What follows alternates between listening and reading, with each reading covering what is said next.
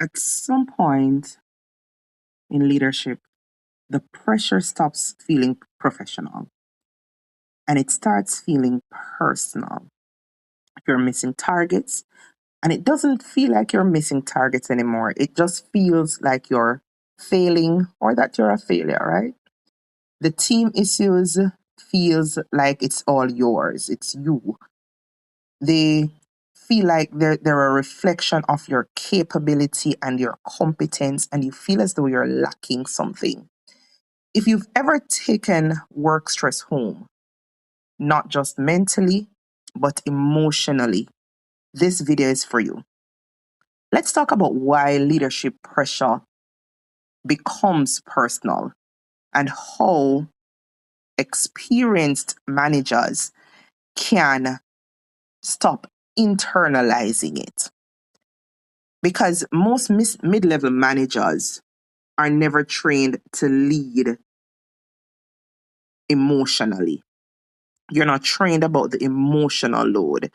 You're trained on the KPIs, you're trained on performance management, processes, adherence principles, and policies, the expectations of the client. But no one teaches you how to separate responsibility from identity. And in a contact center environment where numbers are visible and their outcomes and they're always constant, then that separation can get blurry real fast. Let me know in the comments if this is you.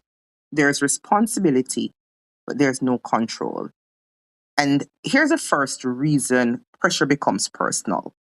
You're accountable for the outcomes, but you fully don't have the control. There are gaps in staffing, system issues are constant, there are changes in policy, the client have their demands.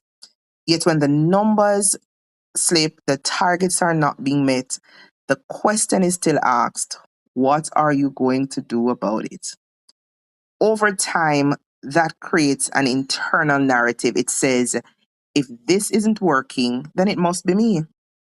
That's not leadership failure, that's misdirected pressure. Now, if you're still here with me, here's another reason why pressure feels personal, and it's because of emotional absorption.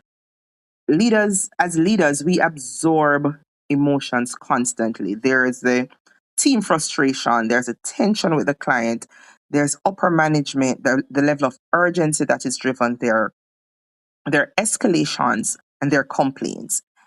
And you stay calm for everyone else. But there's rarely a space to release what you're holding. So instead of processing pressure, as a leader, you're storing it and you store pressure and it's always finding a way out, whether it's going to be through fatigue, irritability, or just disengagement. But here's what I'm here to tell you. Pressure is part of the role, but personalizing that pressure is optional. When you're a strong leader, strong leaders don't feel less pressure, but they've simply learned how to contain it. As a strong leader, they know the difference between what they can influence versus what they can own, and they release everything else. Thanks for sticking around. I do have some answers for you. And one of the first shifts is separating your performance from your identity. Your performance is data, mostly numbers. It's not a verdict. Remember that. Your metrics, they do tell a story. It tells a story about the systems and it tells a story about what's going on. But they don't define your worth and it doesn't define your capability. It is not your identity. Now, when leaders stop tying identity to outcomes, the pressure becomes information and not judgment.